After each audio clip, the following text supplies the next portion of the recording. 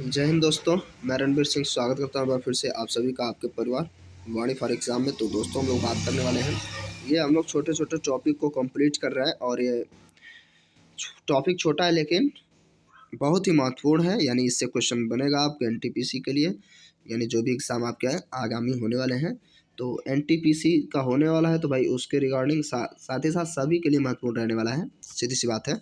तो हम लोग इसमें आर्टिकल 370 एंड 35A को जो रिप्लेस किया गया वो, और थोड़ी बहुत जनगणना वाला भी देख लेंगे। जनगणना से क्वेश्चन बन रहा है, ठीक है।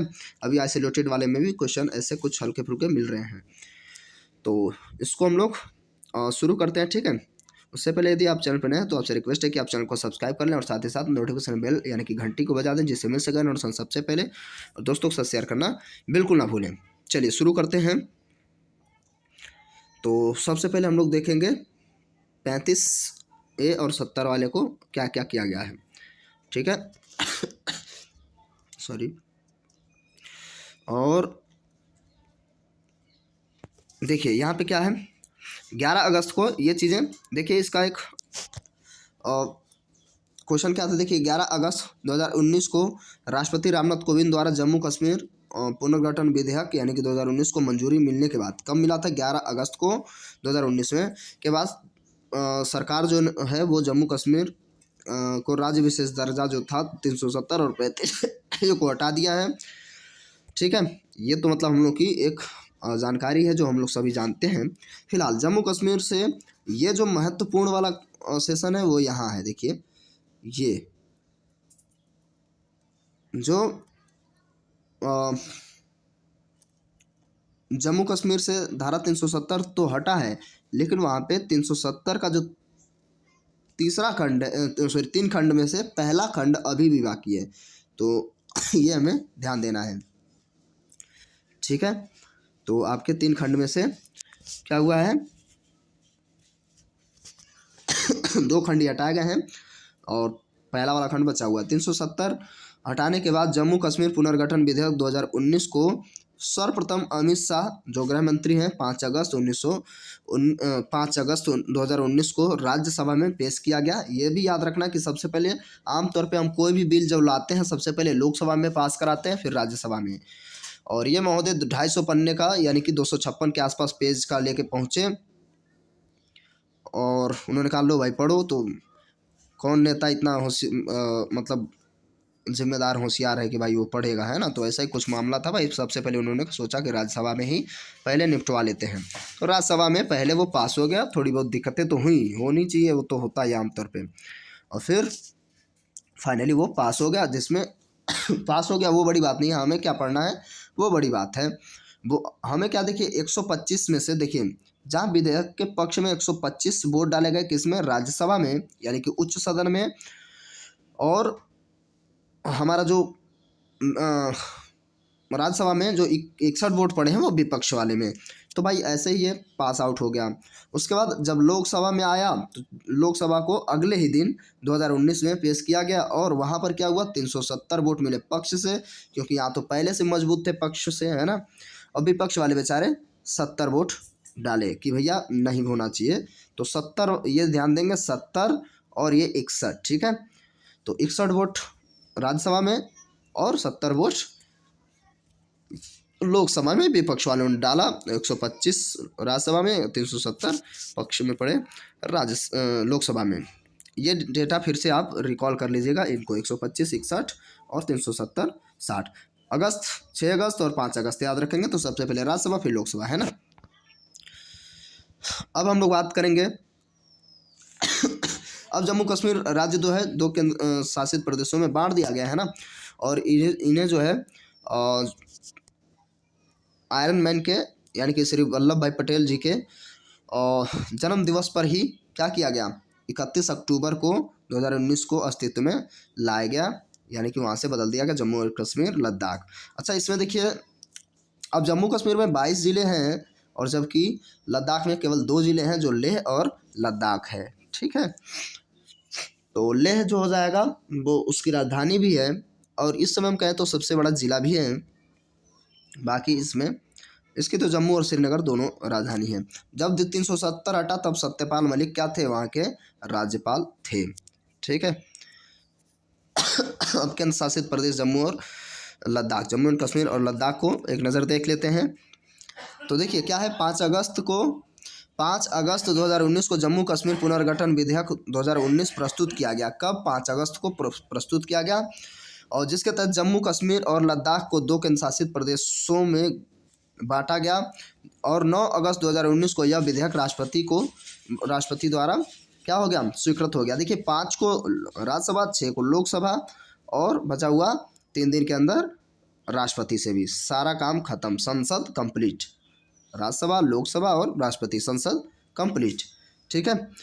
तो सब अगस्त में हुआ, 2019 में राष्ट्रपति महोदय भी पास कर दिए, है ना। उसके बाद वो कौन सा मना करने वाले यार।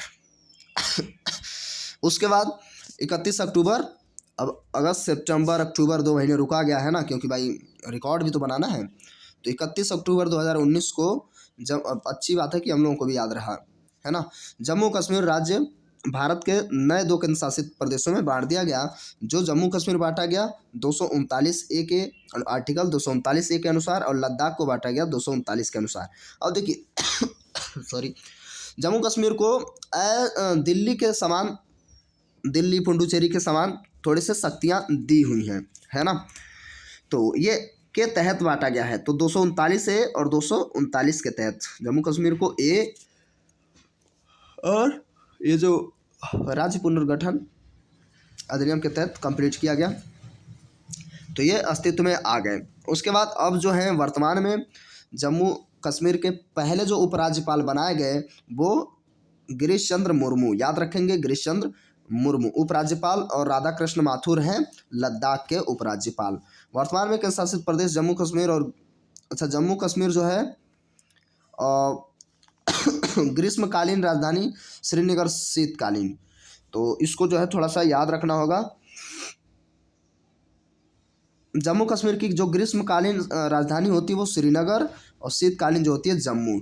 तो अब ऐसे याद रखेंगे, जम्मू में जो है क्या होते हैं, ठंड में जम जाएंगे, है ना। तो इस हिसाब से आप थोड़ा सा इसको याद रख सकते हैं। ठीक है। तो इसको आप याद रख लेंगे कि जम्मू कब रहेगा भाई राजधानी, जब जमने वाला सिचुएशन हो, यानी जाड़ा हो। ठीक है। और केंद्र शासित प्रदेश का तो ले हो ही गया है। ओके। और आगे देखते हैं, अब ज़्यादा नहीं है इसमें, थोड़ा सा बस क्विक रिवीजन करना था इसमें। जम्मू कश्मीर को विधानसभा के साथ केंद्र शासित प्रदेश बनाया गया। विधानसभा वहाँ पे दिया गया, जैसे दिल्ली वगैरह पुडुचेरी में है, तो विधानसभा दिया गया है, यानी कि वहाँ पर क्या होंगे, सीएम बनेंगे। और केंद्र शासित प्रदेश बनाया गया। जम्मू कश्मीर विधानसभा का कार्यकाल 5 वर्ष ही होगा।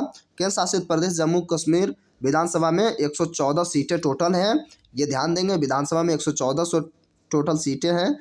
और उसके बाद जो है व्हाट इज दिस, उसके बाद जो हो जाएगा 24 सीटें जो पीओके से मतलब हैं, जिसमें 24 सीटें पीओके में हैं। तो बची हुई कितनी सीटें भाई, 90 जो है अभी भारत के पास है। ठीक है, 90 सीटें भारत के पास हैं, जिसमें से 114 में से 24 क्योंकि चले गए हैं पीओके में। उसके बाद क्या है भाई, आगे देखते हैं हम लोग, बस यही लास्ट है इसका। अब जम्मू कश्मीर के लोकसभा की सीटों की संख्या, भाई ये याद रखना है, यही तो महत्वपूर्ण है। लोकसभा में 5 सीटें हैं और राज्यसभा में 4 सीटें ली गई हैं, और लद्दाख से 1 सीट ली गई है लोकसभा के लिए मात्र। ठीक है। तो ध्यान देंगे फिर से, राज्यसभा में कितनी सीटें, लोकसभा में कितनी सीटें, 5, राज्यसभा में 4, और लद्दाख के लिए 1 लोकसभा की सीट ली गई है। वर्तमान में केंद्र शासित प्रदेश जम्मू कश्मीर में कुल 22 जिले हैं, और लद्दाख में 2 जिले, है ना। तो ये कंप्लीट हो गया। अब आते हैं थोड़ा सा जनगणना देख लेते हैं। जनगणना बहुत ज़्यादा महत्वपूर्ण रहेगी भाई। अब इसके बाद जो है अगले वर्ष से फिर आपको नई जनगणना पढ़नी होगी, तो इसी में सिलेक्शन हो गया तो बेहतर है, नहीं तो नई जनगणना फिर से दोबारा पढ़नी होगी। तो 2011 में पढ़ना है भाई, उसी के हिसाब से हमें क्वेश्चन भी करने हैं। भारत में पहली बार विधिवत जनगणना कब हुई थी, वो तो 1872 में। ठीक है। उसके बाद नियमित रूप से शुरुआत हो गई 1881 में, है ना, लॉर्ड मेयो के समय किया गया था ना। तो याद रखेंगे आगे, स्वतंत्र भारत की पहली जनगणना 51 में हुई थी भाई, आज़ाद हम 47 में, तो 51 में तो होगी। उसके बाद जनसंख्या का महाविभाजक वर्ष कौन सा टाइम पीरियड कहलाया, तो वो 1921 का। 1921 में जनसंख्या का महाविभाजक वर्ष कहलाया, यानी कि बहुत तेजी से जनसंख्या में बदलाव हुआ। जनसंख्या दिवस कब मनाया जाता है, तो 11 जुलाई को। 11 जुलाई को कैसे याद रखेंगे भाई, एक और एक है ना, 11 हो गए, तो ये याद रखेंगे 11 जुलाई। जनगणना 2011 देश की जनगणना है कौन सी वाली, 15वीं, ठीक है, तो 15वीं जनगणना है। आगे जनगणना 2000, देखिए इसमें गैप भी हुआ था एक, इसलिए तो 15 है। जनगणना 2011 में कुल प्रश्न कितने शामिल थे, तो 29 विषय थे, 29 प्रश्न शामिल थे। देश की कुल जनसंख्या 2011 के अनुसार 121.08 करोड़ है, जो एक्चुअल में है नहीं, अब लगभग 35 के आसपास पहुंच गई जनसंख्या। चाइना को तो बीट करने ही वाले हैं, या कर दिए होंगे अभी, उसको एक ऐप है, मैं उसको देखूंगा कितनी जनसंख्या। विश्व की जनसंख्या पता नहीं कौन सा जनसंख्या काउंट इन्फो करके है कोई।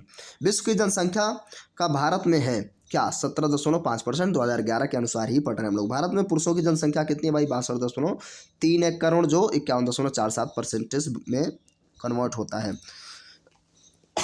भारत में जो महिलाओं की कुल जनसंख्या है वो 58.47 करोड़, और जो परसेंटेज में कन्वर्ट होता है भाई 48.53%, ठीक है। शिशु की जो 0 से 6 वर्ष के आयु के बच्चे हैं वो 16.44 करोड़ है, अर्थात 13.6 करोड़ बच्चे हो जाते हैं। आगे हम बात करेंगे 2001 से 2011 के बीच में जो जनसंख्या बढ़ी है, जिसे हम कहते हैं दशकीय वृद्धि, वो कितनी है भाई, 17.7% है। 10 की वृद्धि सिर्फ पूछ लेगा, ठीक है, और ये कितना हुआ था, 18.19 करोड़ बढ़ी हुई थी।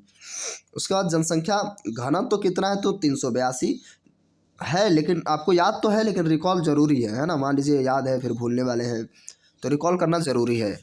तो 382 व्यक्ति प्रति वर्ग किलोमीटर। लिंगानुपात क्या भाई, 943 महिलाएं हैं 1000 पुरुष पे, अर्थात कितनी महिलाएं कम है भाई, तो महिलाएं जो है आपकी कम हो जाएंगी, टोटल 57 महिलाएं 1000 पर कम है ना, तो यानी इतने लड़के जो है फालतू बेकार घूमे, लेकिन फिर भी अभी भी तेवर लड़कों का ही बढ़ा हुआ है।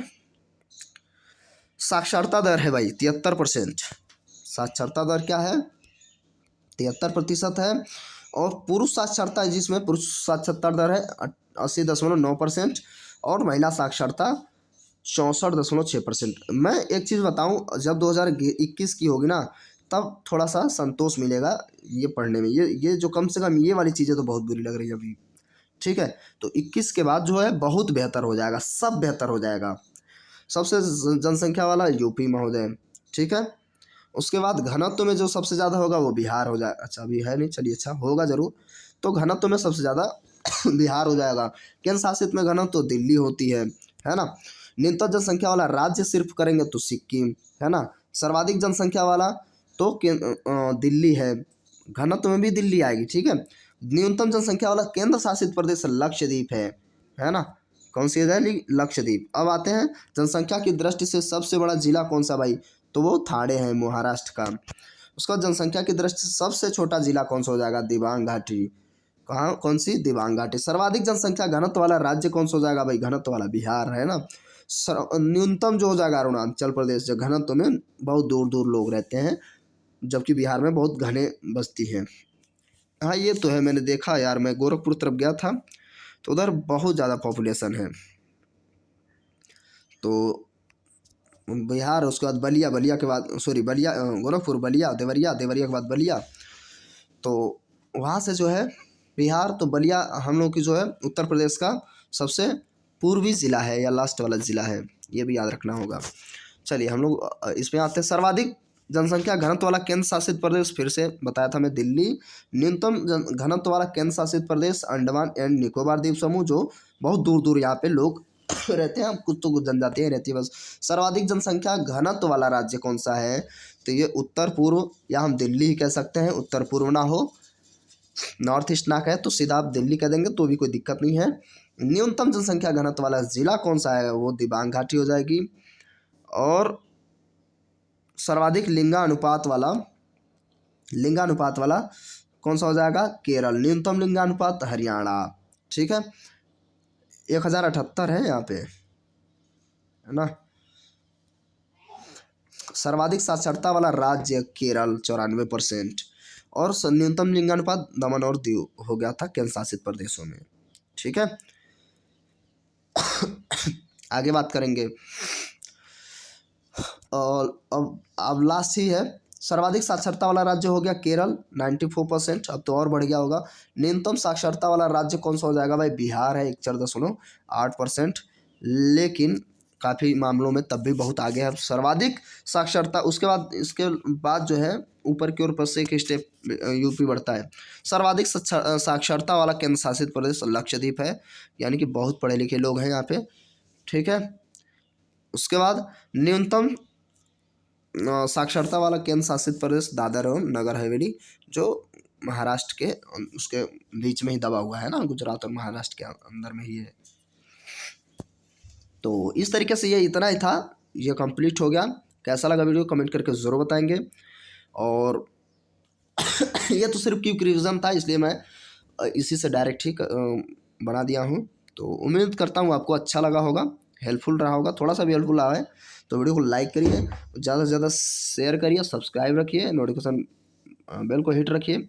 ठीक है, और कमेंट बॉक्स में अपना राय ज़रूर दें, है ना। थोड़ा मोटिवेट रखें मुझे भी, जिससे मैं अच्छी अच्छी चीज़ें आपके लिए ला सकूं।